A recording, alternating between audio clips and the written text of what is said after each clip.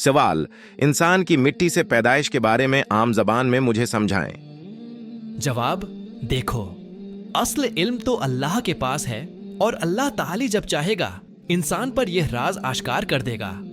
फिलहाल ये बात तो हम सब जानते हैं कि मरने के बाद इंसान को मिट्टी में जब दफन किया जाता है तो मखसूस वक्त के बाद इंसान का जिस्म और हड्डियों का ढांचा सब मिट्टी में मिलकर मिट्टी हो जाता है।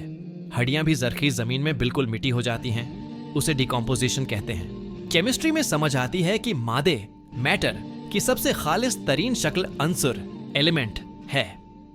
मरने के बाद हम सब के एलिमेंट्स मिट्टी में मिल जाते हैं और फिर किसी और सूरत में कंपाउंड बनकर जाहिर होते हैं। कुरान में इंसान की मिट्टी से पैदाइश दरअसल नवा इंसान की मिट्टी से तख्लीक बयान करती है। उसे आम लफ्जों में कॉम्पोजिशन कहेंगे। इसे आप एवोल्यूशन समझें, जैसा कि अल्लाह ने फरमाया। फिर याद करो इस मौके को जब तुम्हारे रब ने फरिश्तों से कहा कि मैं सड़ी हुई मिट्टी के सूखे गारे से एक बशर पैदा कर रहा हूं। जब मैं उसे पूरा बना चुकूं और उसमें अपनी रूह से कुछ फूंक दूं तो तुम सब उसके आगे सजदे में गिर जाना। यानी इंसान मिट्टी और रूह से बना है। अभी हम सिर्फ इंसान की मिट्टी से पैदाइश के बारे में कुरान से हिदायत हासिल करते हैं। इंसान की मिट्टी से तख्लीक, कॉम्पोजिशन। अल्लाह के नज़दीक ईसा की मिसाल आदम की सी है कि अल्लाह ने उसे मिट्टी से पैदा किया और हुक्म दिया कि हो जा, और वो हो गया। ये असल हकीकत है जो तुम्हारे रब की तरफ से बताई जा रही है, और तुम उन लोगों में शामिल न हो जो इसमें शक करते हैं। वही है जिसने तुमको मिट्टी से पैदा किया, फिर तुम्हारे लिए ज़िंदगी की एक मुद्दत मुकर्रर कर दी, और एक दूसरी मुद्दत और भी है जो उसके यहाँ तयशुदा है, मगर तुम लोग हो कि शक में पड़े हुए हो। हमने इंसान को सड़ी हुई मिट्टी के सूखे गारे से बनाया। इसी ज़मीन से हमने तुमको पैदा किया है, इसी में हम तुम्हें वापस ले जाएंगे और इसी से तुमको दोबारा निकालेंगे। हमने इंसान को मिट्टी के सत से बनाया। उसकी निशानियों में से ये है कि उसने तुमको मिट्टी से पैदा किया, फिर यकायक तुम बशर हो कि ज़मीन में फैलते चले जा रहे हो। जो चीज़ भी उसने बनाई खूब बनाई। उसने इंसान की तख्लीक की इब्तिदा गारे से की। अब इनसे पूछो, इनकी पैदाइश ज़्यादा मुश्किल है या उन चीज़ों की जो हमने पैदा कर रखी हैं? इनको तो हमने लेसदार गारे से पैदा किया है। इंसान को उसने ठीकरी जैसे सूखे सड़े हुए गारे से बनाया। तुम्हें क्या हो गया है कि अल्लाह के लिए तुम किसी वक़ार की तवक्को नहीं रखते, हालांकि उसने तरह तरह से तुम्हें बनाया है। क्या देखते नहीं हो कि अल्लाह ने किस तरह 7 आसमान तह बतह बनाए और उनमें चांद को नूर और सूरज को चिराग बनाया, और अल्लाह ने तुमको ज़मीन से अजीब तरह उगाया, फिर वो तुम्हें उसी ज़मीन में वापस ले जाएगा और उससे यकायक तुमको निकाल खड़ा करेगा। जनाब, तमाम इंसानों की जिंदगी के मुख्तलिफ मराहिल तो ये हैं: दुनियावी जिंदगी, हिमल, पैदाइश, बचपन, लड़कपन, जवानी, अधेड़ उम्री, बढ़ापा, मौत। हमें उसके बारे में कुरान क्या बताता है? फरमाया, जिंदगी एक सफर है, उसमें मुख्तलिफ मराहिल आते हैं, मुख्तलिफ रुकने के मकाम आते हैं। इसमें हम दूसरों के साथ कैसा रवैया रखते हैं, ये सब हमारा इम्तहान है। अल्लाह ताली ने कुरान पाक में जिंदगी के मुख्तलिफ मराहिल के बारे में हमारी रहनुमाई फरमाई है कि हमें कैसे जिंदगी गुजारनी चाहिए। कुरान पाक में मुताद्दिद मकामात पर जिंदगी के तमाम अदवार बयान किए गए हैं। लोगों, अगर तुम्हें ज़िंदगी बाद मौत के बारे में कुछ शक है तो तुम्हें मालूम हो कि हमने तुमको मिट्टी से पैदा किया है, फिर नुत्फ़े से, फिर खून के लोथड़े से, फिर गोश्त की बोटी से जो शक्ल वाली भी होती है और बेशक्ल भी। ये हम इसलिए बता रहे हैं ताकि तुम पर हकीकत वाज़ेह करें। हम जिस नुत्फ़े को चाहते हैं एक वक्त ख़ास तक रहमों में ठहराए रखते हैं, फिर तुमको एक बच्चे की सूरत में निकाल लाते हैं, फिर तुम्हें परवरिश करते हैं ताकि तुम अपनी पूरी जवानी को पहुँचो, और तुम में से कोई पहले ही वापस बुला लिया जाता है اور کوئی بدترین عمر کی طرف پھیر دیا جاتا ہے تاکہ سب کچھ جاننے کے بعد پھر کچھ نہ جانے۔ اور تم دیکھتے ہو کہ زمین سوکھی پڑی ہے، پھر جہاں ہم نے اس پر میہ برسایا کہ یکا یک وہ پھبک اٹھی اور پھول گئی، اور اس نے ہر قسم کی خوش منظر نباتات اگلنی شروع کر دی۔ اللہ ہی تو ہے جس نے ضعف کی حالت سے تمہاری پیدائش کی ابتدا کی، پھر اس ضعف کے بعد تمہیں قوت بخشی، پھر اس قوت کے بعد تمہیں ضعیف اور بوڑھا کر دیا۔ وہ جو کچھ چاہتا ہے پیدا کرتا ہے، اور وہ سب کچھ جاننے والا، ہر چیز پر قدرت رکھنے والا ہے۔ اللہ نے تم کو مٹی سے پیدا کیا ہے، پھر نطفہ سے، پھر تمہارے جوڑے بنا دیے، یعنی مرد اور عورت۔ کوئی عورت حاملہ نہیں ہوتی اور نہ بچہ جنتی ہے، مگر یہ سب کچھ اللہ کے علم میں ہوتا ہے۔ کوئی عمر پانے والا عمر نہیں پاتا اور نہ کسی کی عمر میں کچھ کمی ہوتی ہے، مگر یہ سب کچھ ایک کتاب میں لکھا ہوتا ہے۔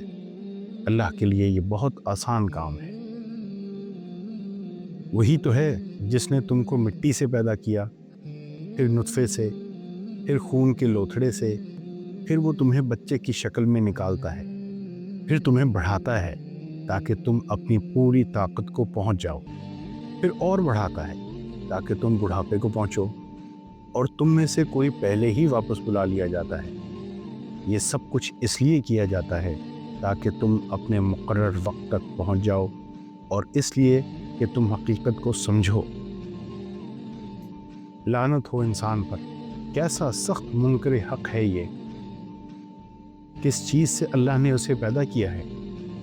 نطفہ کی ایک بوند سے اللہ نے اسے پیدا کیا، پھر اس کی تقدیر مقرر کی، پھر اس کے لیے زندگی کی راہ آسان کی، پھر اسے موت دی اور قبر میں پہنچایا، پھر جب چاہے وہ اسے دوبارہ اٹھا کھڑا کرے۔ دنیا کی زندگی تو ایک کھیل اور ایک تماشا ہے، حقیقت میں آخرت ہی کا مقام ان لوگوں کے لیے بہتر ہے جو ضیاء کاری سے بچنا چاہتے ہیں۔ پھر کیا تم لوگ عقل سے کام نہ لوگے؟ اور یہ دنیا کی زندگی کچھ نہیں ہے مگر ایک کھیل اور دل کا بہلاوا۔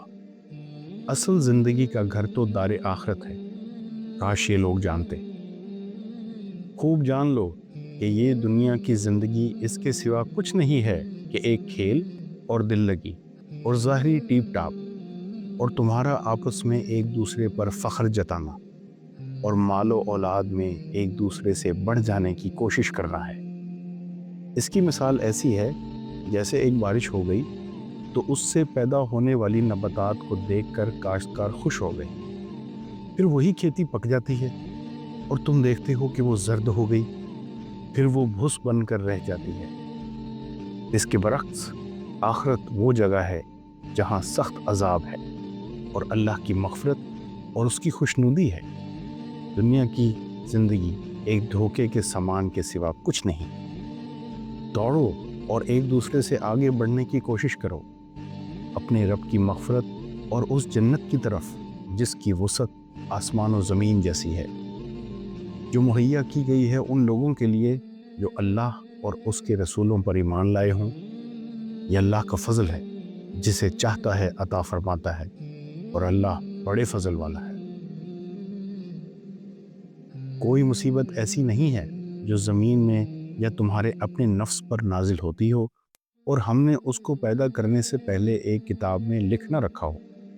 ایسا کرنا اللہ کے لیے بہت آسان کام ہے۔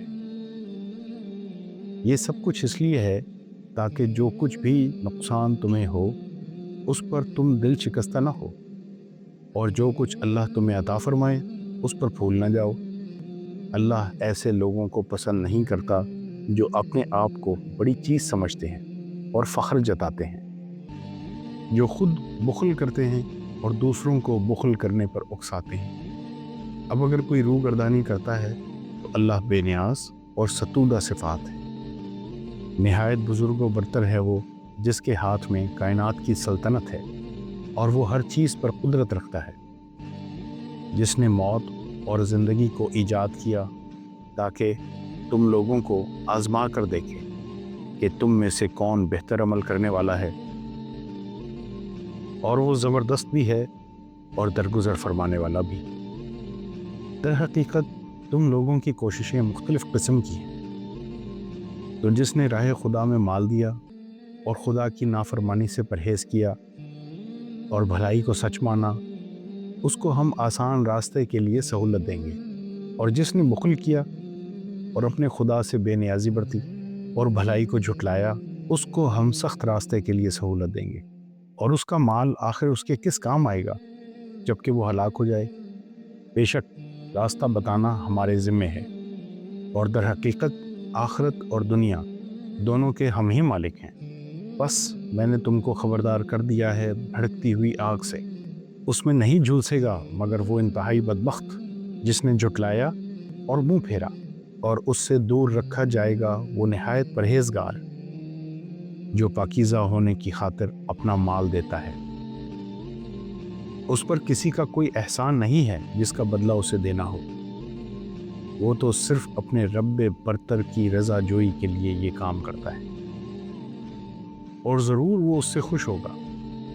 ہم نے انسان کو بہترین ساخت پر پیدا کیا، پھر اسے الٹا پھیر کر ہم نے سب نیچوں سے نیچ کر دیا۔